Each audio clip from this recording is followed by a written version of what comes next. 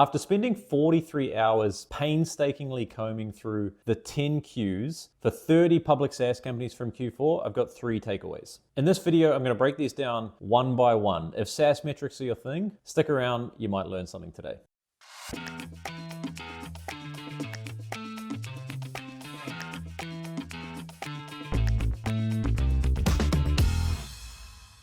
Over the last few weeks, I've spent almost 50 hours combing through the Q4 reports for all of the big names in public SaaS. Companies like ServiceNow, Hubspot, Palantir, Monday, Rubrik. And what I did with those Q4 reports is put together all of the core SaaS metrics, right? All the things we care about, things like CAC Payback rates, ARR growth rates, net revenue retention rates, ARR per employee, right? All of these things that get talked about around SaaS companies and SaaS performance, I've detailed those in our Q4 State of SaaS Metrics report. Now, what I'm going to aim to do in this video is to summarize that report and pull out the 3 key takeaways as I see them based on the current state of the SaaS markets today. Now, the first trend that stands out is that growth rates are down, right? Way down over the last 3 to 4 years. If we look at this chart here, what we're seeing is median ARR growth rates for the 30 public SaaS companies that we track over the last 12 quarters. Back in Q1 of 2022, the median ARR growth rate was 49%. Fast forward to Q4 of last year, and that's down to just 21%. That's a 57% reduction in the last 12 quarters. Now, the majority of this decline occurred between Q1 of 22 and Q2 of 23, but we've continued to see this trend decline over the last 6 quarters as well. This isn't good for SaaS companies. Growth is the main driver for SaaS valuations. Bessemer Venture Partners showed us that this was the case with their Rule of X metric. The short version of Rule of X is that growth is essentially twice as important to the ultimate valuation of a SaaS company than free cash flow margin is. So lower ARR growth rates means lower valuations for SaaS businesses. And we can certainly see that that's playing out, right, in the public markets today. The median ARR multiple for a public SaaS company in 2021 was 20 times ARR. Fast forward to today, and the ARR multiple for the 30 public SaaS companies that we track, the median is just 8 times ARR. That's a 60% reduction in valuations from the peak in 2021. And the reason for this is that these companies as a whole, and in many cases individually, just aren't growing as quickly as they were 3 years ago. Now, it's not all doom and gloom. Some companies are bucking this trend. Atlassian, Monday, Palantir, Rubrik, Atlassian,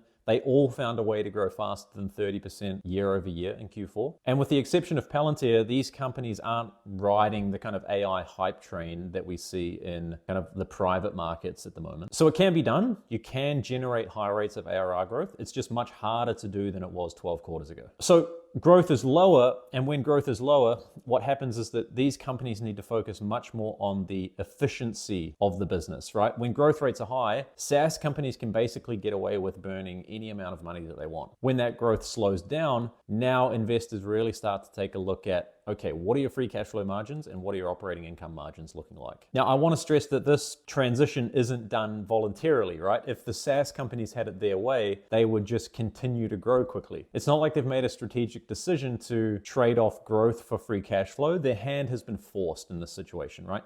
It's harder to grow now, and so they're saying, okay, well, what's the easier lever that we can pull? And that lever is efficiency within the business. It's free cash flow generation. It's moving more towards operating income positive margins. And so the key metrics that we look at to determine, well, how efficiently are these companies operating are operating income margins and free cash flow margins. So let's start with free cash flow margins. So when we look at this free cash flow margin chart, we can see that the trend is up and to the right. It is a bit lumpy as businesses generate different free cash flow margins quarter to quarter.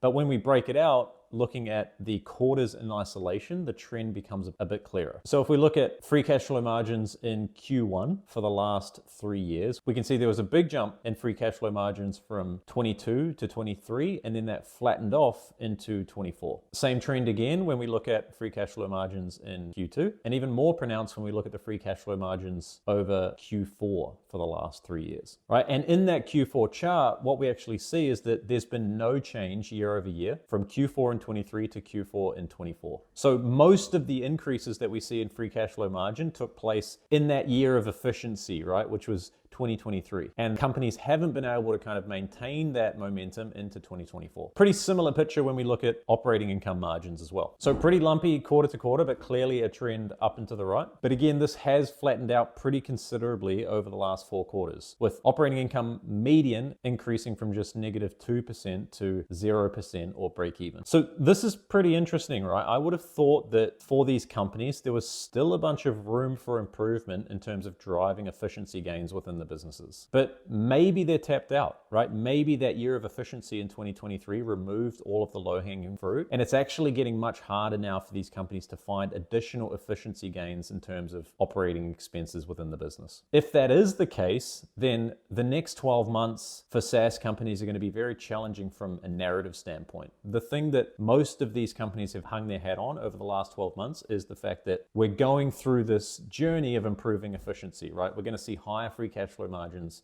We're going to see higher operating income margins. If that's going to no longer be the case because there isn't that low-hanging fruit to pick, then the narrative or the story is going to be more challenging if they're not able to return to higher rates of growth. So this is something that I'm going to be keeping a really close eye on over the next few quarters is what are these companies saying in the quarterly earnings calls? What changes are they making? Are they trying to continue to increase efficiencies, or are they going back to the drawing board and trying to re-accelerate ARR growth? Again, there are some outliers here with just insane efficiency. AppLovin delivered 44% operating income in Q4, which is incredible. Viva's came in at 26%, Zoom is at 19%, and Salesforce is at 18%, delivering $1.8 billion in operating income in Q4, which is just insane. So again, some outliers, but the trend is fairly clear, right? If I had to summarize that, it is we saw big improvements in business efficiency in 2023.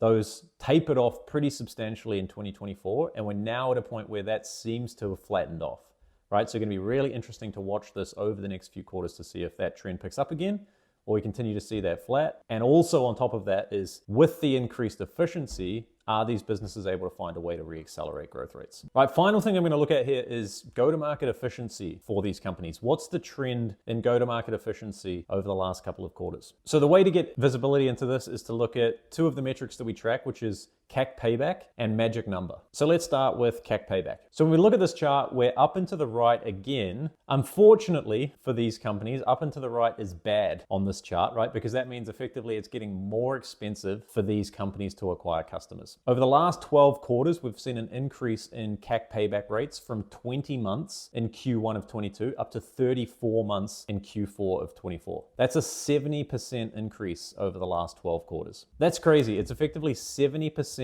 more expensive for these companies to generate revenue growth than it was just 12 quarters ago. Magic number tells a fairly similar story. So what we're looking at here in this chart is basically how much net new ARR does a company generate for every $1 that they spend on sales and marketing? This metric peaked in Q2 of 22 at 0.72 cents for every dollar spent on sales and marketing, and has since declined 35% down to 0.47. Now, the reason that go-to-market efficiency is declining is because ARR growth rates have declined by more than companies have reduced their sales and marketing budgets. And we can see that on this chart. In Q1 of 22, median ARR growth rate was 49% for the companies that we track. And spend on sales and marketing as a percentage of revenue came in at 50% in that quarter. Now, over the last 12 quarters, ARR growth rates have declined by 57%, but spend on sales and marketing has only reduced by 22%. So when you have this dynamic, the only direction for go-to-market efficiency to go is down. So where to from here? SaaS companies are in a tough spot. It looks like the low-hanging fruit in terms of improving efficiency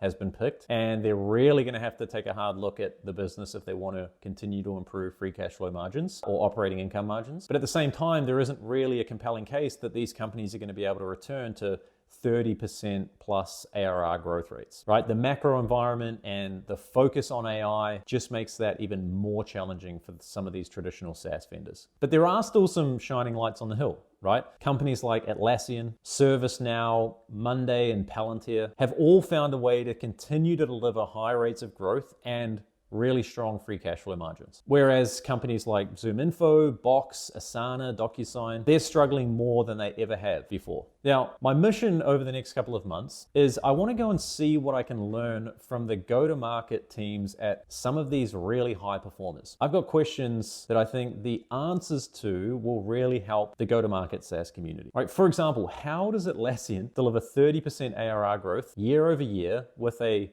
9 to 12 month CAC payback period? How is Rubrik deploying 63% of revenue on sales and marketing in a way that's allowing them to grow at double the rate of any other company that we track, right? How does ServiceNow deliver $2 billion in net new ARR in an operating environment that's more uncertain than we've ever had before? If you know anyone in the go-to-market teams at these companies and can offer an intro, I would really appreciate it. But I'm going to be tapping my network. I'm going to be doing outreach. My goal is to get these questions answered over the next couple of months and try to get some insights from these really high performers to see if we can uncover what it is that they're doing that the rest of the market isn't. Anyway, thanks for tuning in. I hope you got something out of this episode. I'll see you again next week. Until then, goodbye.